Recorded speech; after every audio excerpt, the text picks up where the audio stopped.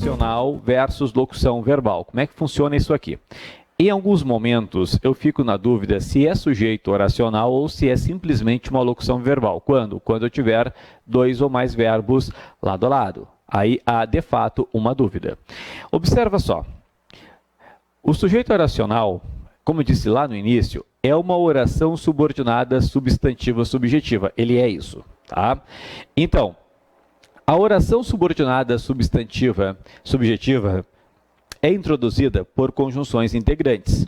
E as duas tradicionais conjunções integrantes do português, deixa eu colocar aqui, ó, as duas tradicionais conjunções integrantes, que e se. Que e se são as duas tradicionais conjunções integrantes. Por que eu relembrei isso? Porque o sujeito oracional é uma oração subordinada substantiva subjetiva. E a oração subordinada substantiva subjetiva vem introduzida pelas conjunções integrantes que ou se. Claro que quase sempre é a conjunção integrante que introduz a oração subordinada substantiva. Daí é o seguinte, que ou se, ó, o que é mais fácil ainda, vou dar a dica para vocês, é usar que se. Usar que se. Só eu não entendi ainda onde vamos chegar. Calma, já tudo vai fazer sentido. Calma, presta atenção. Olha só, basta os pais virem, uma frase que já vimos.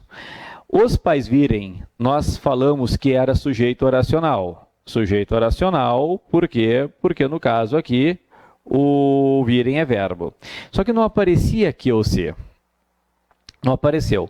Quando não aparecer o que, vou pegar o que é o que cai, tá? Que, seguido ou não de se, que se, é porque a oração é reduzida, que é o caso aqui. Os pais virem é uma oração reduzida. Toda oração reduzida, eu posso desenvolvê-la colocando que ou que se. Aqui no caso, coloquei o que? Basta que os pais venham. Basta que os pais venham. O que eu estou querendo dizer? Existem duas formas, então, para eu localizar o sujeito oracional. Uma é com a oração desenvolvida, que está aqui o quê? Outra é a reduzida, que não vem o quê? Mas eu posso desenvolvê-la colocando o quê? Então, olha só. Cabe fazer mudanças. Se eu perguntar que é que cabe, a resposta é fazer mudanças. Fazer mudanças é um sujeito oracional. Mas eu sei, aluno, que na hora da prova você pode ficar com dúvida. Por quê? Porque daqui a pouco eu posso pensar que é uma locução verbal. Que é que cabe fazer? Aí a resposta é mudanças. Não é locução verbal. Isso aqui é um sujeito oracional de uma oração reduzida. Como que eu sei que é uma oração reduzida? Porque eu posso desenvolvê-la.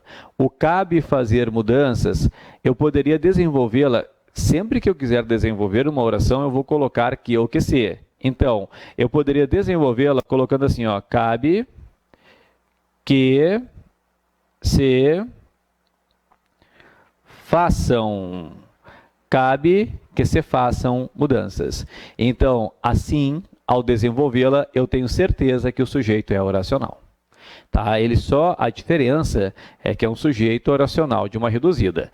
Então, é o seguinte, quando não aparecer o que ou o que se, e eu ficar na dúvida se é sujeito oracional realmente, eu vou sempre desenvolver a oração colocando o que se, tá? Ou simplesmente o que. Agora, nota.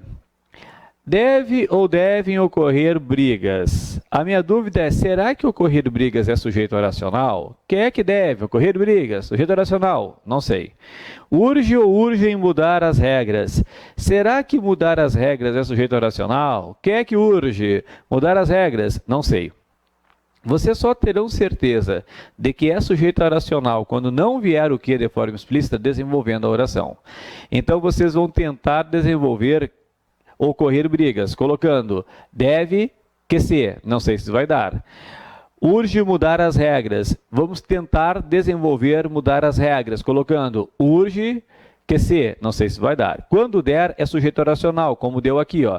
Cabe fazer mudanças, cabe que se façam mudanças. Então, deve que se, não sei se dá. urge que se, não sei se dá. Quando der, é sujeito oracional. Quando não der, é simplesmente uma locução verbal. Então, quando der, é sujeito oracional. Quando não der, é uma locução verbal. Então, devem ocorrer brigas. Eu posso desenvolver ocorrer brigas e falar deve que se ocorram brigas? Não. Então, no momento em que eu não consigo desenvolver, significa que isso aqui, de fato, é uma locução verbal.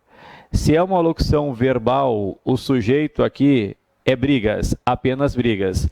E se o sujeito é brigas, apenas brigas, significa que o certo é devem ocorrer brigas. Devem ocorrer brigas. Já na de baixo, urge ou urgem mudar as regras, eu posso desenvolver. Eu posso falar urge que se mudem as regras, que se mudem as regras. Então, no momento em que eu conseguir desenvolver, significa que isso aqui é um sujeito oracional. E se é um sujeito oracional, o verbo que com ele concorda ficará no singular. Está aqui. Entenderam? Então, aqui é uma locução verbal porque eu não posso desenvolver a oração. Deve que se ocorram brigas, não tem lógica. O sujeito é só brigas. Na de baixo é um sujeito oracional. Por quê? Porque eu posso desenvolver e mudar as regras. Urge que se mudem as regras. Esta é a diferença, esta é a questão. Se eu vou desenvolver ou não. Quando eu conseguir desenvolver, é porque realmente é um sujeito oracional. Muito bem, perfeito. Ó, convém ler este livro.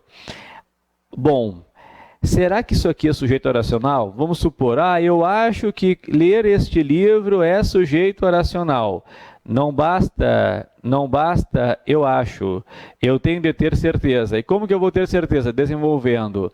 Convém ler este livro. Eu poderia desenvolver e falar, convém que se leia, convém que se leia este livro? Sim, eu poderia desenvolver e colocar convém que se leia este livro. Então é sujeito oracional, portanto o convém fica no singular. E o singular do convém, já vamos ver agora, a próxima matéria, é representado pelo acento agudo. Então está ali. O verbo que concorda com o sujeito oracional ficará no singular e no caso aqui o singular é representado pelo acento agudo. Bom, depois...